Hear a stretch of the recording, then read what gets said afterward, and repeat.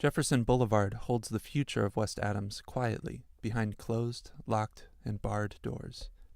New commerce and old establishments stand side by side on a long street of industry devoid of pedestrians.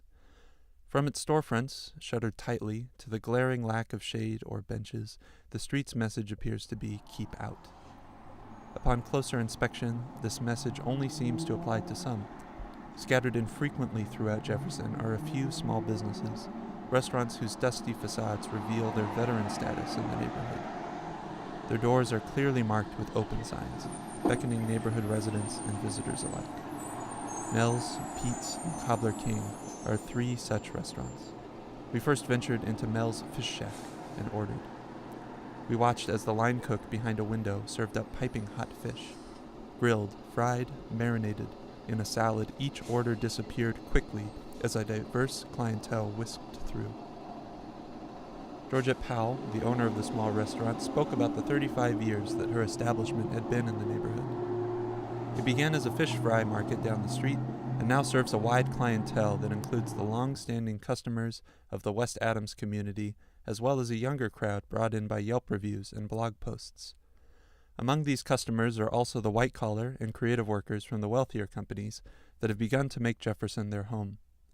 Georgette spoke of her regret that all this new attention to her neighborhood was pushing out old businesses and restaurants, but as she reflected on the change in her neighborhood, she also mentioned that the rampant prostitution and proliferation of drugs from the 90s has almost disappeared from Jefferson Boulevard.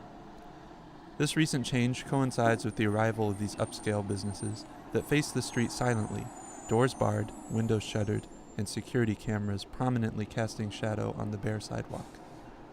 One such business is Le Depot, a warehouse of French antique furniture owned by Michelle, a French woman who expressed her distaste for the neighborhood inhabitants by saying, "It's still sketchy here. We've had our plant stolen 3 times. That's why we have to keep it closed off." And it is true that the warehouse seems empty, almost abandoned were it not for the meticulously painted trimmings and brick on the facade.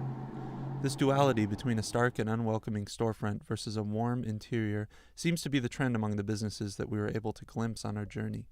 Plaques that label buildings as Nick Hadim properties herald artistic investment in the area.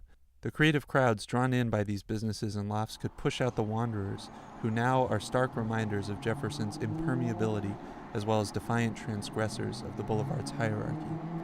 Melissa from Melissa Levinson Antiques eagerly stated that Whole Foods and the Yogurt Land would be on their way. While the owners happily anticipate new money and a younger crowd, the reality remains that Georgette's customers from 35 years ago are quickly dwindling, pushed out by the lack of affordable grocery stores and commerce near their homes. One of the workers at the lumber yard on Jefferson and Victoria affirmed that, sure, he shopped nearby. The 99-cent store had everything he needed.